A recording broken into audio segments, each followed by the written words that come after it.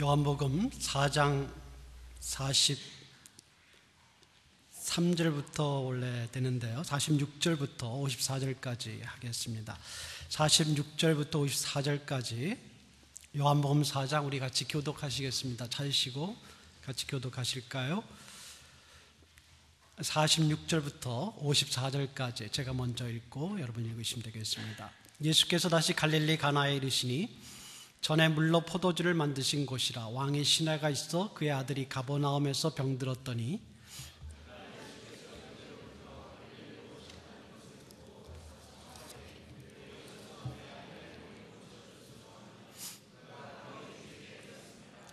예수께서 이르시되 너희는 표적과 기사를 보지 못하면 도무지 믿지 아니하리라. 예수께서 이르시되 가라, 내 아들이 살아있다 하시니 그 사람이 예수께서 하신 말씀을 믿고 가더니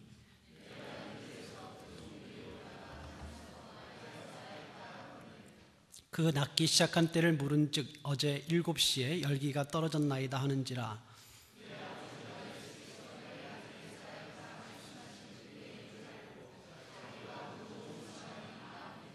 함께 읽죠. 이것은 예수께서 유대에서 갈릴리로 오신 후에 행하신 두 번째 표적이니라. 아멘. 오늘 말씀은 왕의 신하의 아들을 고치신 유명한 사건입니다. 표적이라고 하는데요. 오늘 이 왕의 신하의 아들을 고친 이 사건은 가나에서 일어난 사건입니다. 여러분, 제가 처음에 말씀드린 것 기억하실지 모르겠습니다만은 요한복음 2장에서 4장까지가 하나의 묶음입니다. 묶어있는 책으로 요한복음 전체의 전반부에 중요한 전반부가 두 군데인데요. 2장에서 4장, 그 다음에 5장에서 10장인데 2장에서 4장, 전반부의 첫 번째 파트가 됩니다. 그러면서 이 특징이 뭐냐면 가나에서 시작해서 가나에서 끝나는, 이렇게 해서 2장과 4장이 묶여집니다. 그래서 오늘 사건 자체로는 예수님께서 기적을 행하신 많은 기적 가운데 하나의 또 비슷한 하나의 사건입니다만은 이 사건은 이러한 요한복음 전체 내에서 차지하는 역할이 있어요. 지금 말씀드린 것처럼 두 가지 점에서 살펴봐야 되는데요. 하나는 가나에서 가나라는 측면에서 처음과 가나의 시작과 마지막 가나의 마무리가 어떻게 서로 짝이 되는데 서로 어떤 식의 연결이 되어 있는가, 어떤 의미가 있는가라는 측면하고, 두 번째는 이 2장에서 4장까지가 여러분 기억하십니까? 두 개씩 사건이 연달아 나타나게 됩니다. 그래서 2장에서 가나의 혼인잔치와 함께 성전 정화 사건, 이게 서로 두 가지가 당시의 유대교를 대체해서 진정한 그리스도의 새로운 변화를 이야기하는 내용이었다면, 3장에 가서 니고데모 사건하고 그리고 세례 요한의 증언, 이 두 가지는 그리스도께서 하늘에서 오신 분이라는 것을 강조하고 그분을 믿을 때에 변화가 된다는 것을 강조하는 본문이었습니다. 그리고 4장에 가서 이제 사마리아인의 사건과 오늘 가나의 사건, 가나의 두 번째 표적의 사건이 나오게 됩니다. 따라서 이 두 가지를 서로 같이 놓고 비교하면서 이야기할 때 오늘 본문이 말하고자 하는 이야기가 좀 더 분명해진다, 이렇게 볼 수 있는데요. 다시 말해서 첫째는 가나와 가나의 사건, 이 두 가지 사건에서 말하고자 하는 게 뭐냐라는 걸 먼저 이렇게 말씀을 드리고, 두 번째는 사마리아 사건과 이 가나의 두 번째 표적이 어떤 연관이 있느냐, 이 이야기를 여러분께 말씀을 드리겠습니다. 오늘 이야기가 가나에서의 두 번째 표적이다, 이렇게 제가 제목을 붙였는데, 제가 학교에서 학생이 물어봐요. 이 사건이 예수님이 일으킨 두 번째 표적입니까? 라고 물어봐요. 그래서 제가 두 번째 표적이다라고 볼 수도 있으나 이 사건은 두 번째 표적이라기보다는 가나에서의 두 번째 표적으로 보인다. 또는 오늘 마지막 54절에 보는 것처럼 주님께서 유대에서 갈릴리로 가셨는데 가신 다음에 그곳에서 행하신 또 두 번째 표적으로 54절은 그렇게 이해할 수 있는 말씀이 되는데요. 그런 표적으로 보인다. 이게 예수님이 생애에서 행하신 두 번째 표적이 아니라 아마 가나에서의 두 번째 표적이거나 또는 나중에 사마리아를 거쳐서 갈릴리로 다시 돌아와셨 다음에 행하신 두 번째 표적이다. 그러나 왜 이것을 두 번째 표적을 굳이 강조하느냐? 말씀하지 않으면 또 오해의 소지가 없는데 굳이 가나에서의 두 번째 표적을 이야기하시느냐? 그것은 왜 그러겠습니까? 앞서 말씀드린 것처럼 요한이 생각할 때는 이 앞에 첫 번째 가나의 표적과 그리고 오늘 본문인 가나의 표적, 두 번째 표적이 연결이 되어 있다는 거예요. 두 가지를 묶어서 말하고 싶은 것입니다. 이 두 가지의 사건에서 공통적인 게 몇 가지가 보입니다. 첫째는 이 두 가지 사건이 둘 다 표적을 강조해요. 표적이라는 말이 나오게 되는데 표적이라는 점에서 이 표적은 사람이 할 수 있는 게 아닙니다.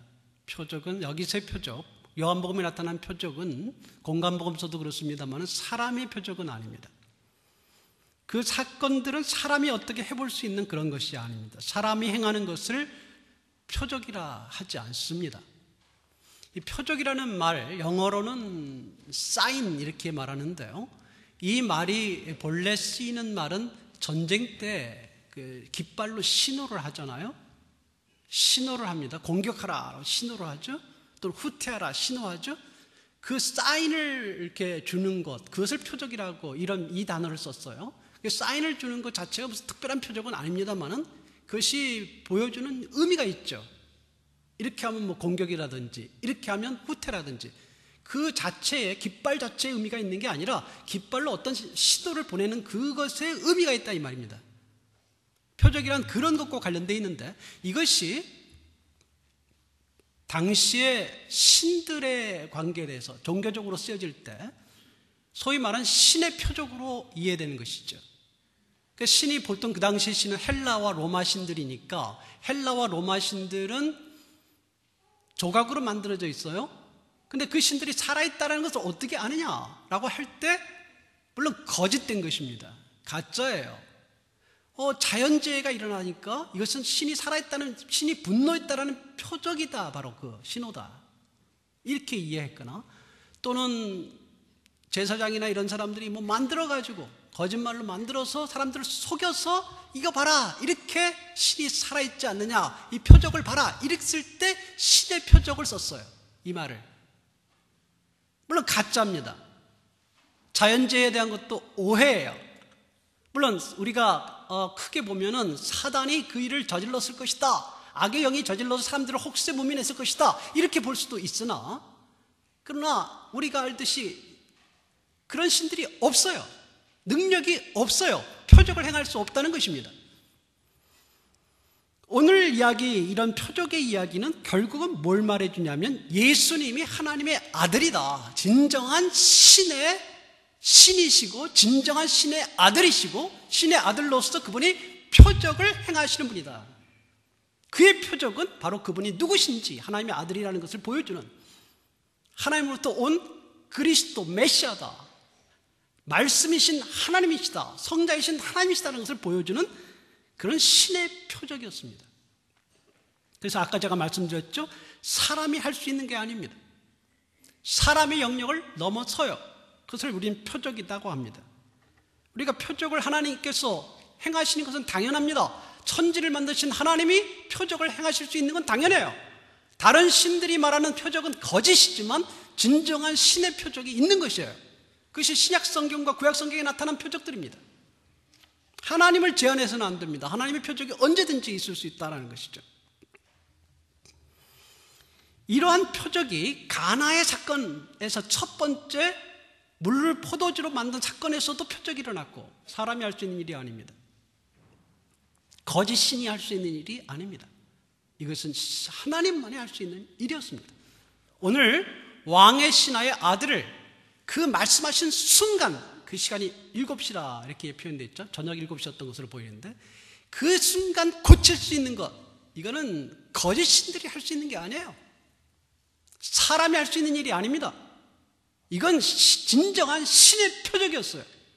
따라서 첫 번째 가나의 사건도 표적이요, 두 번째 이 가나에서 일어난 일도 표적이었습니다. 신의 표적이었습니다. 신의 표적이기 때문에, 그가 누구신지를 드러내는 사건이었기 때문에 결국 사람들이 그 표적을 보고 믿음으로 나타나게 됩니다. 당연하죠. 아, 정말 이분이 하나님부터 오신 분이다, 이분이 정말 특별하신 세상죄를 지고 가는 하나님의 어린 양이다, 세례 요한이 증언했던 것처럼 하나님의 아들이다, 이걸 알게 되는 것이죠. 그래서 믿었다라는 표현이 나와요. 가나의 혼인잔치 사건 뒤에도 제자들이 그를 믿었다. 오늘 사건에서도 뒤에 그 사람과 그 아버지, 왕의 신하죠, 그 사람과 그 온 집안이 그분을 믿었다. 표적은, 진정한 표적은, 신의 표적은, 그리스도의 표적은 바로 그리스도에 대한 믿음으로 나타나게 된다. 이것을 보여주는 게 양쪽의 똑같은 공통점입니다. 한 가지 더 공통점이 나타나게 되는데, 중요한 부분이 나타나는데, 그것은 뭐냐면 둘 다, 이 사건이 둘 다 예수님께 요청해서 일어납니다. 이 표적이 그냥 일어나지 않고요. 가나 혼인잔치에서 누가 요청했습니까? 어머님 마리아가 예수님께 요청하죠. 그래서 표적이 일어났습니다. 오늘 사건에서는 왕의 신하가 예수님께 요청해서 일어나게 됩니다.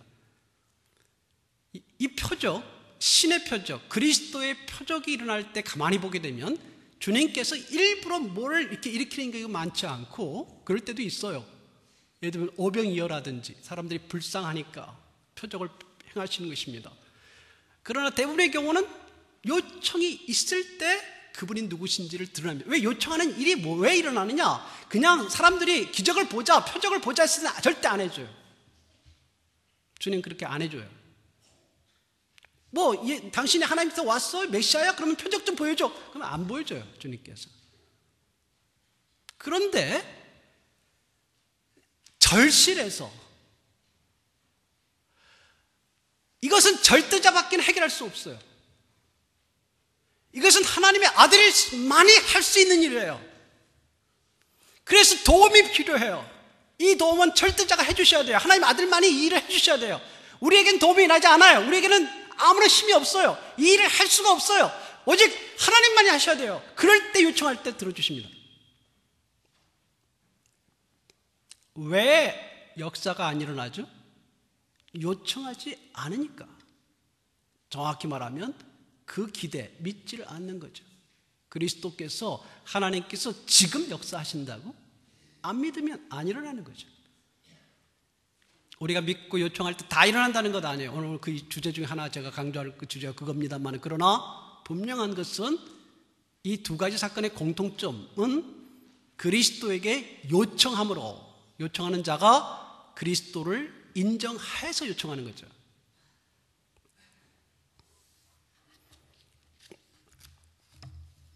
우리가 크게 두 번째로 이 오늘의 본문,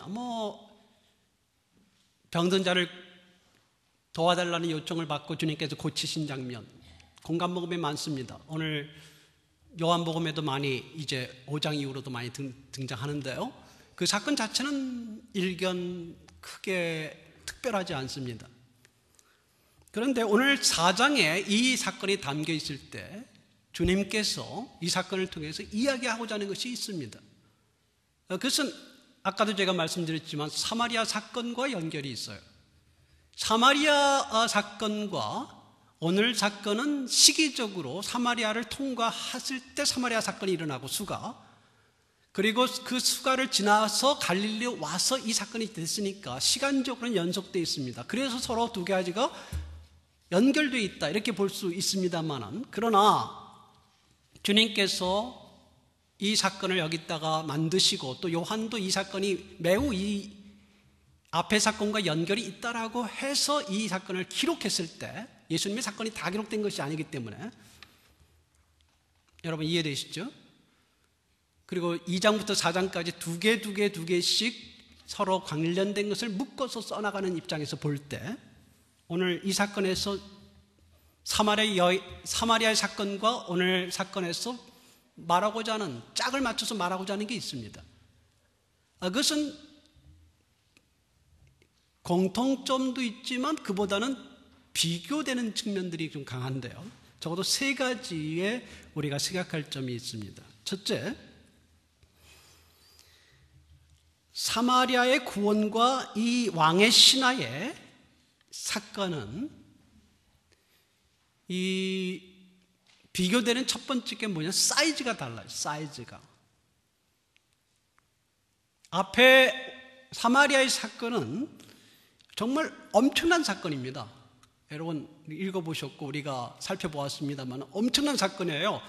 한 사건이 한 여인을 통해서 시작됐지만 결국은 한 타운이, 한 동네가, 하나의 그 작은 도시가 다 주님을 믿게 돼요. 뭐 그게 안 믿는 사람이 일부 있었는지 몰라도 하여튼 우리가 분위기 볼 때는 한 타운 전체가 변화가 됩니다. 예수님을 다 믿게 돼요. 우리가 그렇게 고백하는 게 뭡니까? 우리가 이제까지 여인의 말을 듣고 당신에게 왔지만 이제는 당신의 말을 우리가 듣고 나서 정말 당신은, 선생님은 세상의 구주이신 것을, 그리스도는 우리가 알겠다. 그리고 나서 그렇게 하면서 그리스도를 믿어요. 이건 한 지역의 전체가 예수 그리스도를 받아들인 놀라운 사건이었습니다. 정말 그들이 그 민족이 소외되고 유대인들로부터 멸시당하고 사람 취급받지 못하던 그 한들 있잖아, 한. 계속해서 이 기간이 한 150년 정도 됐어요. 무슨 말이냐면 그 전에 아수르에 의해서 북이스라엘이 망하고 나서 이 사마리아인들은 그쪽으로 이주했던 혼혈입니다. 북이스라엘은 없어졌어요. 그러나 그때 그들이 이주해 와서 아수르 시대에 이주해 온 다음에 그들이 그쪽 지역에서 나름대로 터줏대감 역할을 하게 됐어요. 오랫동안. 적어도 페르시아 시대까지 그랬습니다. 페르시아의 북유다가 망한 다음에 다시 페르시아 시대에 돌아오잖아요. 바사 시대에. 바벨론에 망한 다음에 페르시아에 돌아오지 않습니까? 돌아왔을 때 그들을 괴롭혔던 사람이 누구예요? 사마리아인들입니다. 왜? 사마리아인들이 터줏대감 역할을 하고 있었을 때예요. 그때는 유대인들이 오히려 힘이 없을 때입니다. 그러나 시간이 좀 지나서 헬라 시대의 마지막 때쯤 되었을 때, 그리고 로마 시대로 넘어가서 한 150년에서 200년 동안에는 이 유대인들이 마카비 전쟁을 통해서 마카비 왕조를 일으켜요. 마카비 왕조를 일으키면서는 거대한 유대 나라를 만들어냅니다. 유대 나라를 만들어내고, 마카비 왕조라고 하는데요. 유대 왕조를 만들어내고, 그 다음에 로마 시대에 와서도 헤롯 왕조가 생겨나면서 그 지역이 전체 유대인들의 땅이 됐어요. 다윗 시대보다 더 큰 왕국을 건설했습니다. 사실 그들의 주인은 로마지만, 그러나 그들이 자치적으로 유대인들에 의해서 지배된 땅이었어요. 사마리아인들은 거기에 찌들려가지고 점점 소멸해가는 민족이었습니다. 더군다나 그들이 혼혈인에다가 비슷하게 뭐 여호와 하나님을 믿는다고 하면서 잘못 믿는다고 유대인들을 모았기 때문에 그들을 더 못 살게 굴었어요. 오히려 이방인들, 에돔이나 다른 모압이나 이런 사람들은 유대인들이 합병을 해가지고 유대인으로 만들었어요. 그러나 사마리아인들은 철저하게 그들이 비참하게 만들었죠. 편견을 가지고 배척하고 그랬습니다. 그런 민족의 한이, 수가 지역의 한이 그리스도를 만나고 풀렸을 거 아니에요? 그리스도가 우리에게 오셨단 말이에요.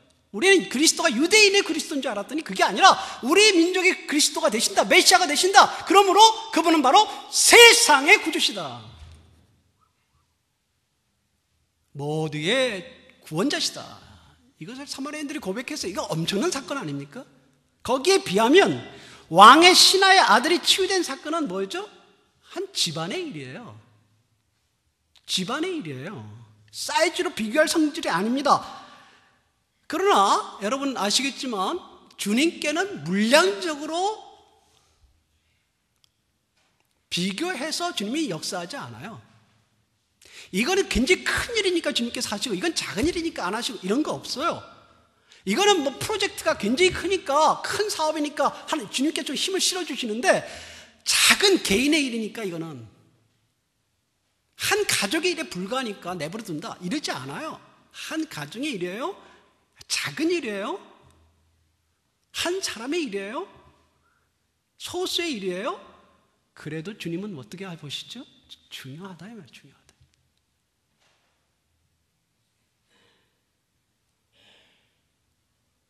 주님께서는 교회만 같이 계시는 것처럼 볼지 몰라요. 교회 큰일을 할 때만. 주님께서 한국교회가 연합해서 할 때만 뭐 하나님께서 함께 하시는 것 같이 보일지 몰라요. 그러지 않아요. 주님은 우리 한 사람의 일에 관심이 있어요.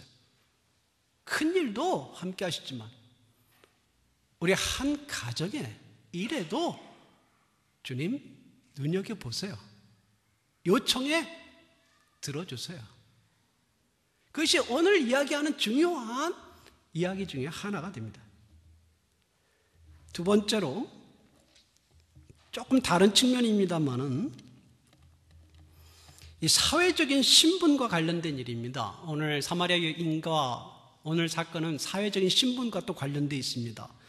아까도 말씀드렸지만 사회적으로 사마리아인들은 정말 소외당하는 민족이었습니다. 멸망당하고 있는 지금 죽어가는 민족이에요.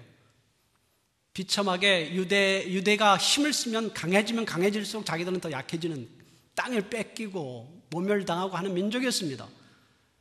그러니까 그런 민족을 유대교는 돌보지 않았지만, 우리가 사마리아 사건을 통해 다시 보지만 그리스도교는 그런 소외되고 부족하고 비참하고 외롭고 사회적으로 힘들어 있는 사람들에게도 주님 찾아가셔서 그들의 주님이 되셨어요.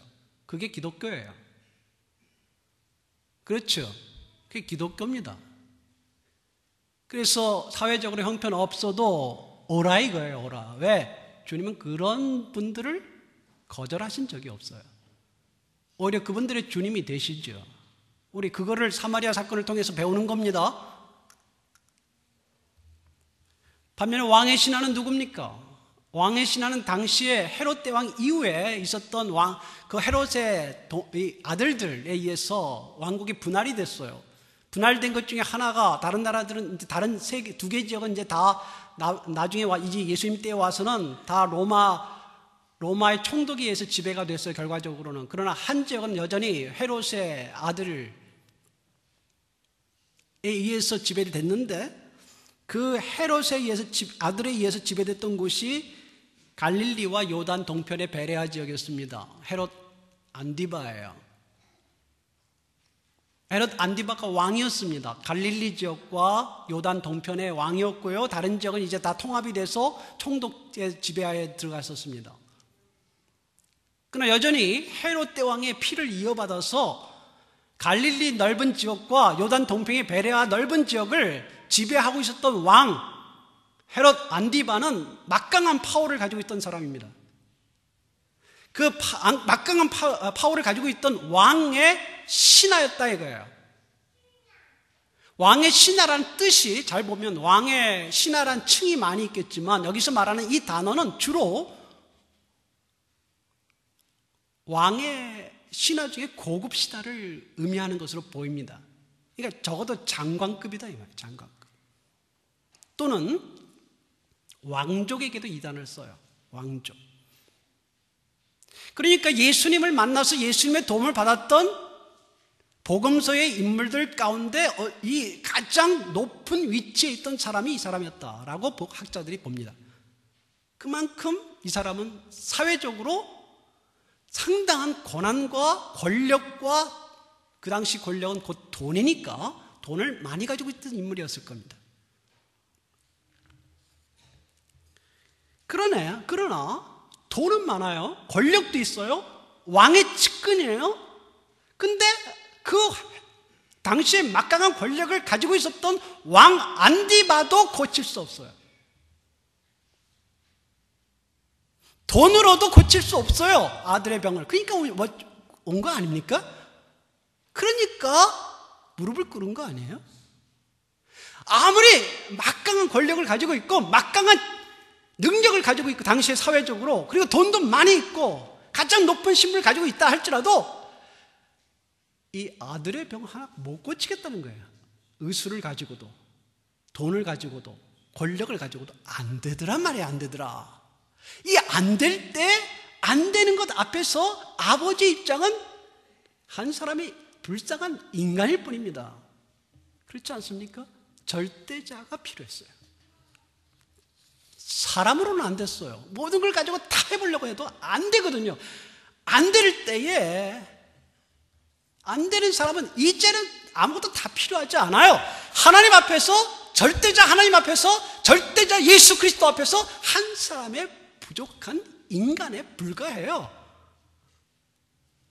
그러니까 주님께 나갈 수밖에 없어요. 죽어가는 아들 앞에서 어쩔 수 없이 무력한 아버지일 뿐입니다. 절대자 그리스도에게 요청하지 않을 수 없습니다. 여러분, 주님께서 이 사람을 외면하셨습니까? 야, 너는 평소에 너무 잘 먹고 잘 살잖아. 아들 하나 정도 잃어버려라. 이러셨어요?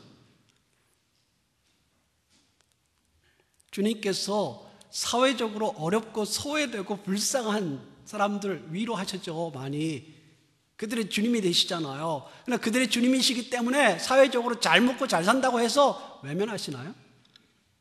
그들이 절대자가 필요할 때에 주님께서 모른 척 하시나요?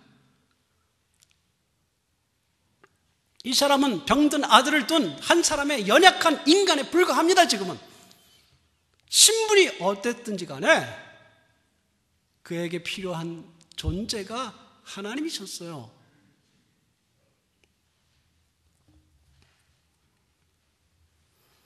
오늘 사건은 바로 그것을 이야기해 줍니다. 주님께는 부자나 가난한 자나 권력자나 힘이 없는 자나 배경이 있는 자나 의지할 것이 없는 자나 다 그분에게 한 사람의 구원이 필요한 인간입니다.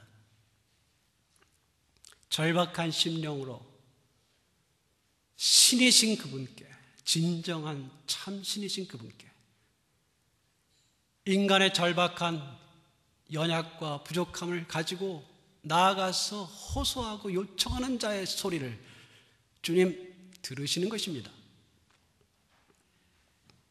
사람에게는 그 배경이 대단해 보일지 모릅니다.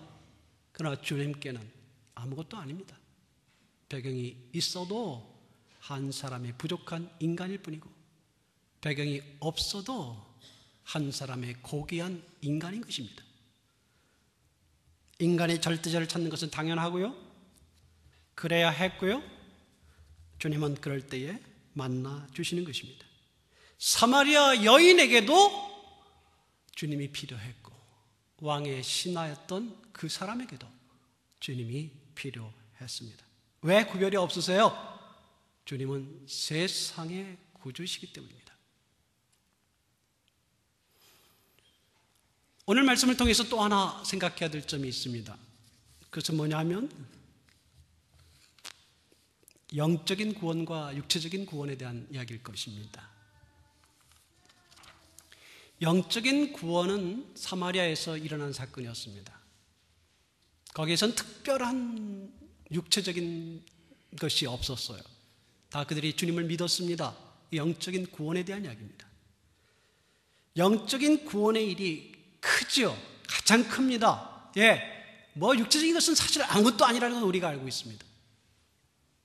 영적인 것에 비하면 아무것도 아닙니다. 그럼 그렇게 우리가 단순히 그렇게만 본다면 4장의 앞에 부분에 나타난 사마리아 지역에 일어난 사건은 가장 고귀한 것이고 왕의 신하의 아들을 고친 사건은 육체적인 것이니까 첫 시작은 물론 나중에 그들이 믿었기 때문에 그것도 육체적인 것과 영적인 것을 구분할 수 없지만 사건 자체는 영적이고 육체적인 것이라 볼 수도 있기 때문에 이것은 작은 것처럼 보일지 몰라도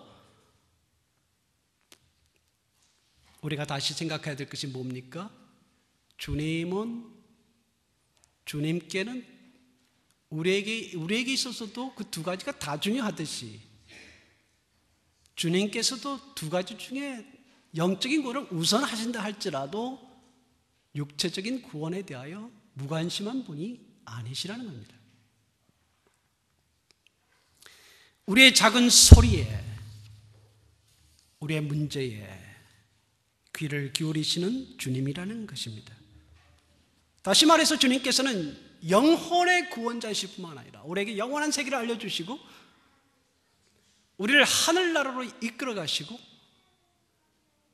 세상의 땅에 집착하지 아니하고 영원한 세계를 바라보게 하시는 하나님의 자녀로 만드신 영혼의 구원자이시다는 것 우리 잘 알고 있습니다. 그러나 그뿐 아니라 주님께서는 우리가 이 땅에서 사는 동안에 부닥치게 되는 많은 문제들과 어려움과 고난과 걱정과 근심과 그런 문제들에 대하여도 관심이 많다는 것을 말해주는 것입니다. 왜요? 주님은 창조의 주님이십니다. 오늘 말씀이 있으셨죠? 그 창조의 시간에 하나님의 아들이 하나님과 아버지 하나님과 함께 하셨습니다. 창조주세요. 창조주시라는 것은 우리의 영혼의 구원자이실 뿐만 아니라 우리의 창조주라는 것은 우리의 부족함이 우리의 육체의 한계를 아신다는 거예요. 왜 허리 아픈 걸 모르시겠어요? 주님께서. 왜 그 발에 고통이 있는 거 주님이 모르시겠냐고요. 아신다고요.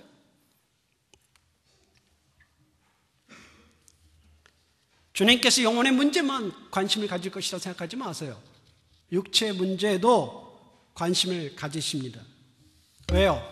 우리에 대하여 우리를 잘 아시고 우리를 사랑하시는 분이기 때문입니다. 우리가 절박한 상황에 빠져 있을 때 그분께 도움을 요청할 때 어떻게 하실 것 같습니까? 그분이 외면하시겠습니까? 안 하십니다. 그 요청을 들으십니다. 물론 우리가 기억해야 될 게 있습니다. 우리가 주님을 믿고 나서 우리가 기도할 때 경험해 보니까 우리 기도를 늘 들어주시는 않더라. 경험해 보셨죠? 정확히 말하면 우리의 기도를 늘 들어주시지 않는 게 아니라 우리가 하라는 대로 하지는 않는다. 늘 우리가 하라는 대로 요청한 대로만 하지는 않더라. 그게 정확한 말이죠. 아시죠? 예를 들어서 미국이 그때 하나님을 다 믿는 사람들이었는데 남과 북이 전쟁을 하고 있어요. 그때 남쪽의 군인들과 북쪽의 군인들이 서로 기도합니다. 하나님 우리 도와주세요. 우리 이 전쟁에서 이기게 해주세요. 누구 편 들어줘야 되죠? 물론 명분으로는 북군 편을 들어줘야 된다 이렇게 볼지 모르죠. 이제 와서 역사에서. 그러나 참 딜레마죠. 그래서 아브라함 링컨의 말이 유명하지 않습니까?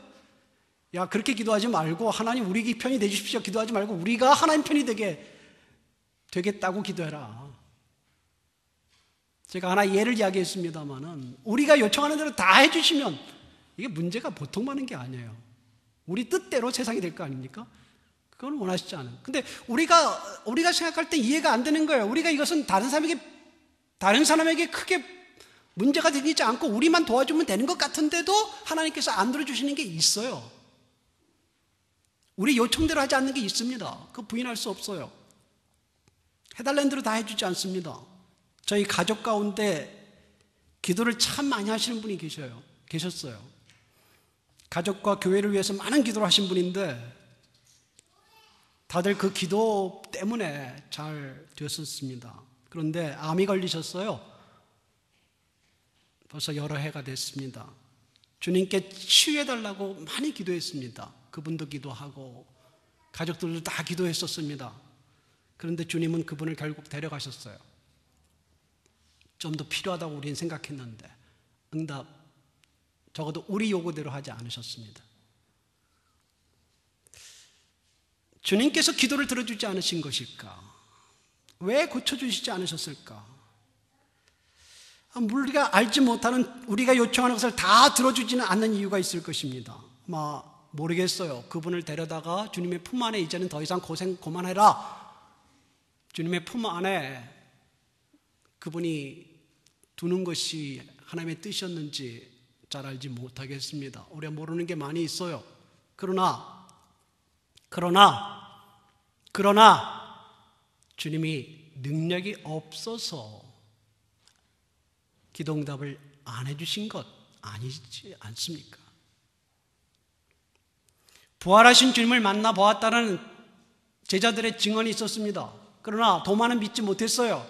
아니 그가 십자가에 못 박힌 그 손, 그리고 찔린 그 옆구리에 손을 넣어봐야 내가 믿겠다 그랬었죠.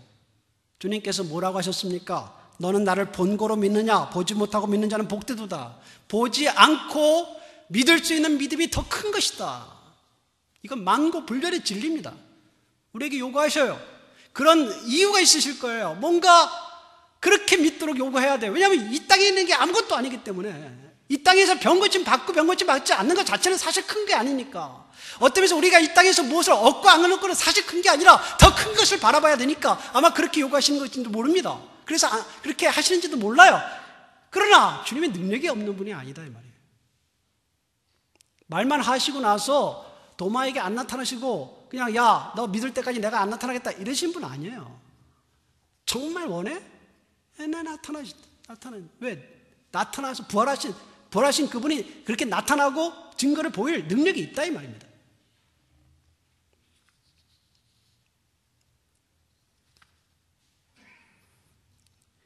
주님께서 그의 때에 그분의 뜻대로 가장 좋은 것을 주시지 않겠습니까? 이것이 하나님의 말씀이에요.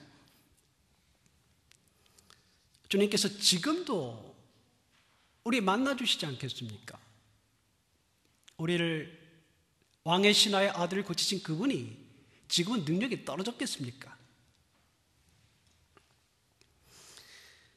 그 절대자가 필요해서 그분 앞에 고민을 아뢰고 우리의 어려움과 연약함을 아뢰던 그 왕의 신하가 도움을 받았듯이 우리가 고민이 생기고 안타까움이 생기고 힘들 때 하나님께 무릎을 꿇고 하나님 좀 도와주세요. 주님 나 도와주셔야 됩니다. 라고 외칠 때 안 들어주시겠습니까?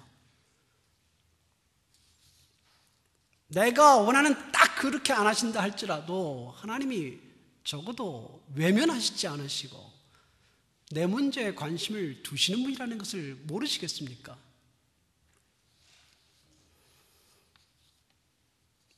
저희 가정의 첫째가 아들입니다. 이 아이가 출생하면서 유난히 병치레가 많았습니다. 아이를 품에 안고 걸어가다 보면 어렸을 때죠. 이 어깨에 토해가지고 제 옷을 많이 버렸습니다. 어렸을 때는 이틀이 멀다 하고 병원에 다녔어요. 참 어려움이 많았습니다. 근데 가장 큰 어려움은 이 아이가 경기를 하는 거예요. 경기 아시죠? 경기. 아이가 경기를 하면 아내와 저는 사색이 됩니다. 사색이 돼요. 그냥 쓰러집니다. 그냥 쓰러져 버려요. 이 간질까지는 안 갔어요. 근데 쓰러져요. 쓰러져서 눈이 뒤집혀요. 흰 눈도 보여요. 열이 40도로 올라갑니다. 팍 올라가요. 그 잘못되면 뇌가 상하게 될까봐 또 아내는 옷을 벗겨서 찬물로 닦고 말이죠. 그리고 뭡니까? 그 지사제를 엉덩이에다 집어넣고 속에 있는 걸 다 뽑아내고 열을 식히느라고 그랬어요. 이런 일을 당할 때 부모의 심정을 아시는 분이 있을 겁니다. 특히 어머니 심정은 어떻겠습니까? 이 아이의 몸을 닦으면서 기도하면서 하나님 도와주세요. 눈물을 한없이 흘리죠. 안타까워서 길이 없어요. 병원에 가도 해결을 못해요. 주사 맞아서 되는 것도 아니고 약을 먹어서 되지도 않아요. 도와주세요. 그러는 거죠. 그런 밤에는 아내는 밤을 셉니다. 완전히 밤을 새고 저는 좀 돕다가 또 이렇게 기도도 하고 이렇게. 이게 언제까지 가냐면 3학년 때까지 갔어요. 3학년 때까지. 보통 유치원 때 끝나지 않습니까? 아무리 저거 해도. 근데 이 아이는 3학년 때까지요. 3학년 때까지. 그날도 어떤 목사님 댁에 초대받아 교제를 하고 있는데 그 집 아이들과 목욕탕에서 물 가지고 놀았어요. 근데 갑자기 쿵 소리가 들려요. 그러면서 아이들이 뛰어오는 겁니다. 또 일 벌어졌구나. 우리 아이가 쓰러졌어요. 이제는 어떻게 하는지는 알아요. 그때마다 절급한 심정이 있고 그때마다 당황하고 그때마다 사색이 됐지만 그래도 집에 조용히 데려가서 물로 닦고 또 그 일을 하는 겁니다. 아내는 아이를 밤새 돌보고 있었고 저는 아마 다른 방에서 뭘 하고 있었는지 잠들었는지 그랬던 것 같습니다. 그런데 그 아이가 잠시 눈을 잠들었다가 깨더라는 거예요. 깨면서 누웠던 아이가 앉으면서 이야기를 했습니다. 엄마, 예수님이 찾아오셨어. 내 머리에 손을 얹으시면서 이젠 괜찮다. 너가 병을 이길 것이다. 이렇게 이야기하셨어. 그래서 아내가 그 말을 듣고 아멘 했습니다. 그날로 그 아이는 회복이 됐어요. 그리고 다시는 똑같은 일이 일어나지 않았습니다. 주님께서 처음부터 기도응답해 주지 않은 이유가 뭔가요? 왜 이렇게 오랫동안 놔주셨을까요? 주님은 도대체 어디 계셨어요? 주님께서 그 아이와 함께 계시지 않았겠어요? 주님께서 우리 가정과 함께 있지 않고 떠나 계셨던 건가요? 그건 아니지 않습니까? 주님이 아니면 능력이 없어서 더 기다렸던 거예요? 그건 아니죠. 우리가 알지 못하는 일이 있는 거죠. 저를 더 겸손하게 하시려고 했는지도 모르죠. 기도를 시키려고 하셨는지도 모르죠. 아이를 더 강하게 붙잡으려 하셨는지도 모르죠. 부족한 저를 책망하려 하셨는지도 난 모르겠어요. 다만 한 가지 아는 것은 그분 주님께서 병을 고치실 수 있고 고치셨다는 거죠. 그리고 주님께서 우리의 주님이시라는 사실, 이거는 분명하지 않습니까? 아이가 사춘기가 됐을 때 학교에서 배운 것 때문에 약간 신앙적인 혼란이 왔어요. 잠시였지만. 진화론이 어쩌고 선생님이 뭐라고 이런 이야기를 하더라고요. 그래서 제가 성경 말씀을 이야기하다가 그 아이에게 예전에 이 아이에게 있었던 일, 너 그런 일이 있었다 야. 너 주님이 너 찾아와서 안수해서 그런 일이 있었다 야. 너는 그럴 수 없는 거다. 넌 주님을 그렇게 은혜를 입은 사람이다. 그러니까 얘가 이제 마음이 열리더라고요. 주님께도. 더 이제 신앙이 더 하나님께 나아가는 것을 보았습니다. 우리는 다 이유를 알지 못해요. 다 모든 것을 알지는 못합니다. 그러나 우리가 아는 것은 우리 주 예수 그리스도는 우리의 영혼의 구원자가 되시면서 우리의 육체의 창조주시고 구원자도 되십니다. 그분은 우리가 절박하고 어려움을 당해서 외칠 때에 외면하는 분이 아니시고요. 우리와 함께 하시고 또 함께 하실 때에 함께 하실 수 있는 능력도 있는 분이시다. 그분이 원하시면 또 때가 되시면 그분이 이유가 있으실 때는 우리의 생활에 관여하신다. 때로는 그것이 관여 안 하시는 것처럼 보일 때라도 이유가 있으시다. 우리가 알지 못하는 이유가 있으시다. 그것을 통해서 우리를 더 큰 세계로, 더 큰 믿음으로 이끌어 가신다. 우리 주님을 찬양합니다. 기도하겠습니다. 우리의 구원자가 되시는 주님, 왕의 신하의 요청도 받아주시고 그 기도를, 요청을 응답하시고 치유하셨던 주님, 그리고 사마리아인들도 구원하셨던 주님, 오늘 우리의 구주가 되십니다. 우리가 주님을 온전히 의존하게 하시고 바라보게 하시고 주님과 동행하며 이 땅의 삶을 살아가게 하옵소서. 주 예수님의 이름으로 기도했습니다.